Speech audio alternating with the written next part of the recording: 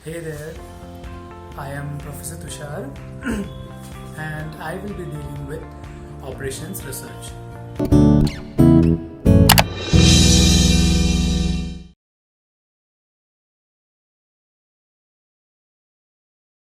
Column minima में हमको अभी जैसे मैंने बताया असाइनमेंट प्रॉब्लम में जो हर एक में नया मैट्रिक्स आता है that we have to take into account. So step number 1 का मैट्रिक्स हमने क्वेश्चन का यूज किया, तो स्टेप नंबर 2 के लिए मैट्रिक्स हमने स्टेप नंबर 1 का यूज किया। तो अब स्टेप नंबर 3 जो है कॉलम मिनिमा, उसके लिए हम कौन सा मैट्रिक्स यूज करेंगे? स्टेप नंबर 2 रो मिनिमा का मैट्रिक्स जो है। तो अभी हम लोग को हर एक दैट इज कॉलम में देखना है, बिकॉज हमारा अभी कॉलम मिनिमा का स्टेप है बट हम लोग मैट्रिक्स यूज करेंगे स्टेप नंबर 2 का।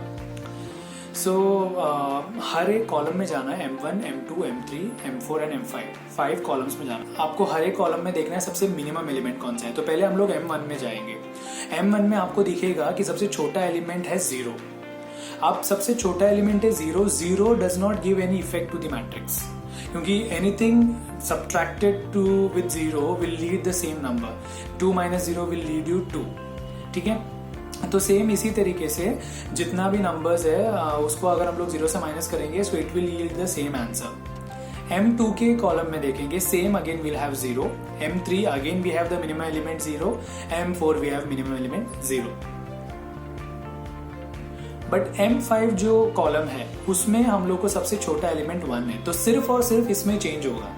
तो हर एक एलिमेंट को आपको 1 से माइनस करते जाना है और आपका ये मैट्रिक्स यहाँ पे खत्म हो जाएगा। So coming to step number 4, that is doing assignment. अब ये जो स्टेप है it's quite different from the above steps which we have done. तो बट इसके लिए जो मैट्रिक्स यूज करेंगे वो कॉलम मिनिमा का मैट्रिक्स हम लोग यहाँ पे लेकर आएंगे। ओके, अब इसमें हम लोग को ये देखना है कि रो और कॉलम में किस तरीके से सबसे ज्यादा 0 कहाँ मिल रहा है। तो फर्स्ट हम लोग को रो वाइज जाना है। यहाँ पे जरूरी नहीं है कि रो वाइज ही जाना है, आप कॉलम वाइज भी जा सकते हो, बट मैं जनरली शुरू करता हूँ रो से। तो आप रो से शुरू करेंगे तो देखेंगे कि पहला जो रो है A, उसमें एक ही 0 है। तो आपको ये देखना है कि ज्यादा 0 कहाँ है। Then coming to number column that is row number B, row B, उसमें भी आपको दिखेगा एक ही है। C रो में आने पर भी आपको दिखेगा एक ही 0 है। बट आप जब कॉलम नंबर D में आओगे, that is row number D में आओगे, तब आपको मालूम पड़ेगा कि उसमें आपका पर्टिकुलरली 2 0 है। तो A row, B row, C रो सब में सिंगल 0 था, पर जब आप D रो में आते हो तो आपको 2 0 मिलता है। तो यहाँ पे मैं अपना लाइन मार देता हूँ, लाइन नंबर 1। अब E रो में सिंगल 0 वापस से है, तो इसको भी इग्नोर करते हैं बिकॉज हम लोग को 0 एक नहीं चाहिए, एक से ज्यादा चाहिए। तो अभी जो 0 बचे उनको छोड़ देते, बाद में देखेंगे उनका क्या करना है। अभी हम आते हैं कॉलम वाइज। तो M1, M2, M3, M4, M5। तो आप M1 कॉलम में देखोगे तो M1 कॉलम में आपको दिखेगा कि आपके पास 2 0 है। ओके, तो आप यहाँ पे पहला लाइन हमने ऑलरेडी मार्क किया, लाइन नंबर 1। अब लाइन नंबर 2, उसके बाद M3 और M4 कॉलम्स में 0 है।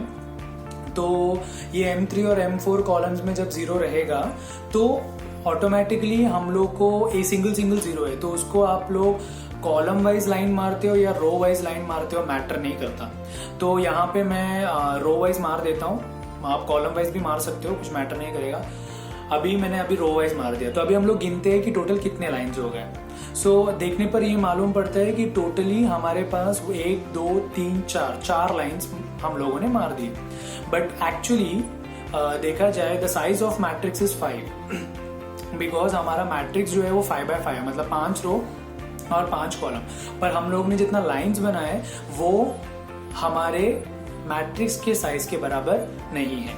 So when the number of lines drawn does not equal to the size of the given matrix we have to redo the assignment. हमको assignment वापस करना पड़ेगा। तो उसके लिए 3 रूल्स है। ओके, रूल नंबर 1, हमको जो एलिमेंट को हमने लाइन नहीं मारा है, वो ओपन एलिमेंट्स बोलते हैं उसको, और जिनको लाइन मारा है उनको क्लोज्ड एलिमेंट्स बोलते हैं। फिलहाल के लिए हम लोग ऐसे याद रखेंगे, जिनको लाइन मारा गया है उन एलिमेंट्स को क्लोज्ड बोलेंगे, जिनको लाइन नहीं मारा है उनको हम लोग बोलेंगे ओपन एलिमेंट्स।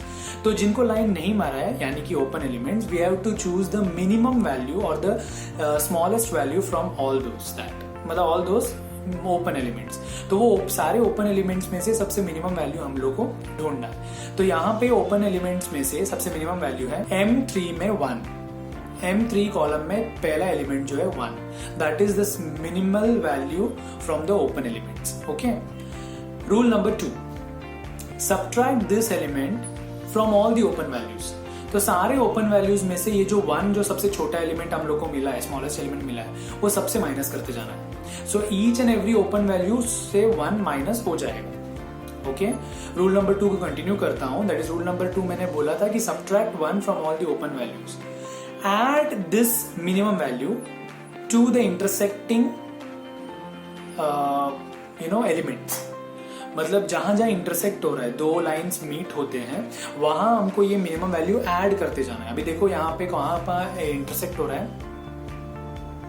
रो बी सी डी, ये 3 जगह पे हमारा लाइंस इंटरसेक्ट हो रहे हैं। तो अगर हमारे ये तीनों लाइंस इंटरसेक्ट हो रहे हैं तो हमको ये याद रखना है कि यहाँ पे हमको 1 ऐड करना है। रूल नंबर 1 हमने किया, रूल नंबर 2 किया, rule number 3, all other elements will be same. बाकी सारे एलिमेंट्स हमको सेम रखना है। तो हमने रूल नंबर 1 क्या किया, सबसे छोटा एलिमेंट ढूंढा। रूल नंबर 2 में हमने क्या किया, वो सारे ओपन वैल्यूज जिनको हमने लाइन नहीं मारा है उसमें से ये 1 माइनस करते जाना है। और रूल नंबर 2 कंटिन्यूएशन, जहां जहां इंटरसेक्ट हो रहा है, दैट इज बी सी और डी, यहाँ पर ये रोज में हम लोग को इंटरसेक्ट हो रहा है फर्स्ट वैल्यूज में, वहां पे ये 1 ऐड करते जाना है। और रूल नंबर 3, बाकी सारे एलिमेंट्स को हमको वैसे के वैसे रखना है। There is no change, there is no alteration. Okay, अब ये करने के बाद हमारा स्टेप नंबर 5 जो है, दैट इज रीडूइंग असाइनमेंट। इसमें हम लोग को जो मिलेगा यहाँ पर, ये रीडूइंग असाइनमेंट में हमारा एंटायर जो मैट्रिक्स रहेगा वो स्टेप नंबर 4 का रहेगा। तो जैसे कि हम लोग ने वो तीनों रूल्स अप्लाई किया, अभी वापस हमको क्या करना है, हमको लाइंस ड्रॉ करना है। अब यहाँ पे भी पॉलिसी वही होगा, जहां सबसे ज्यादा 0 वहां पे हमको लाइन मारना है। तो रो वाइज जाना है। पहले ए वाले रो में 2 है, बी वाले में 1 है, सी वाले में 1 है, डी वाले में 2 है और ई वाले में 1 है। तो जिस तरीके से आपका कैलकुलेशन है, मैंने हमेशा वही बोला है, यहाँ पे आंसर थोड़ा अल्टर हो सकता है। There can be a bit change in the answer because as we draw the lines there is different perception for each and every individual. But यहाँ पे चीज वही होना चाहिए, जहां सबसे ज्यादा 0 वहां से लाइन मारते जाना है। सो रो वाइज जाएंगे या कॉलम वाइज जाएंगे, आपको लाइन मारना है and after drawing the line you have to count the line. तो ये वाले मैट्रिक्स में जब आप रीडूइंग करोगे तो आपको नंबर ऑफ लाइंस भी 5 मिलेगा और हम जो हमारा मैट्रिक्स का साइज है, मतलब यहाँ पे हमारा मैट्रिक्स जो एलिमेंट है डूइंग असाइन वो खत्म हो जाता है। तो जैसे कि आप लोगों ने देखा, जब तक आपका लाइंस नहीं बनता है तब तक आपको वही रूल फॉलो करना है, और अगर आपका लाइन नहीं हो रहा है तो रीडूइंग वापस से करना है। और रीडूइंग करते आपका जब तक लाइन और मैट्रिक्स दोनों मतलब number of line should be equal to your size of matrix. Okay, मतलब जितने लाइंस आप बनाते हो वो लाइंस आपके टोटली मैट्रिक्स के साइज के बराबर होने चाहिए, वो एक मेन मोटो है। सो जैसे आपको मैंने बताया, हम लोग के जो स्टेप नंबर 6 जो है ऑप्टिमल सोल्यूशन, ऑप्टिमल सोल्यूशन पे हमको ये देखना है कि जहां पर सिंगल जीरोस है उसको अलॉट करना है। तो अगर मैं देखूं तो रो वाइज या कॉलम वाइज आप देख सकते हो, तो ए कॉलम में 3 जीरोस है। ओके, ए कॉलम में 3 जीरोस है, वहां पे मैं अलॉट नहीं कर सकता। बी वाले ए वाले रो में 3 जीरोस है, मैं अलॉट नहीं कर सकता। बी वाले में सिंगल जीरो है, तो जब मैं इस बी वाले सिंगल जीरो को अलॉट करता हूं तो मैं ऊपर और नीचे उसके सारे जितने जीरोस है वो कैंसिल हो जाएंगे। सो बी के नीचे एक जीरो मेरे को दिख रहा है, वो कैंसिल होगा। बी के आजू या बाजू में कॉलम वाइज बी में 0 है एक, तो वो कैंसिल हो जाएगा, और बी के आजू बाजू में कोई 0 नहीं है तो वो इफेक्ट नहीं करेगा। ऐसे वापस सी में आपको सिंगल जीरो दिखेगा, तो सी में सिंगल जीरो दिखेगा आपको, तो सी में सिंगल जीरो उसको अलॉट करना है। उसके ऊपर M2 में फर्स्ट एलिमेंट आपको 0 दिखेगा, उसको कैंसिल करना है। फिर डी में M3 में ऑब्वियसली एक 0 दिखेगा, रो वाइज नहीं है।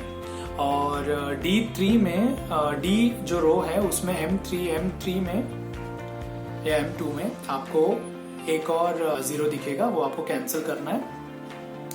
एंड लाइकवाइज ई कॉलम में आपको 2 0 दिखेंगे। तो सीक्वेंस ऐसा है कि आपको सिंगल सिंगल जीरो देखना है, you have to take into account single single zeros, और वो सिंगल सिंगल जीरोस आपको क्या करना है, ये करना है that you have to take into account, और वो सिंगल जीरोस को एलोकेट करना है। अभी आपको एलोकेट करना है, जैसे कि A goes to M1, B goes to M4, C goes to M2, C goes to M3, D goes to M2 and E goes to M5। अभी आपको ओरिजिनल मैट्रिक्स में देखना है कि उसका वैल्यूज क्या है, क्वेश्चन वाले मैट्रिक्स में देखना है आपको कि इनके वैल्यूज क्या है। तो A goes to M1, तो M1 और A का इंटरसेक्शन में आपको मिलता है एलिमेंट 1, एंड उसके बाद B goes to M4, तो B और M4 इनका इंटरसेक्शन में आपको वापस वैल्यू मिलता है 1। C goes to M3, और C और M3 का इंटरसेक्शन जो आपको क्वेश्चन में मिलेगा वो आपको मिलेगा 3, और वैसे ही आपको 1 और 4 बाकी दो वैल्यूज मिल जाएंगे इंटरसेक्शन के हिसाब से, and then you have to add all these values, you will get the total as 10, and that's your answer. So यहाँ पे हमारा 7.5 मार्क्स का एंटायर मिनिमाइजेशन का असाइनमेंट का एक सम खत्म हो जाता है।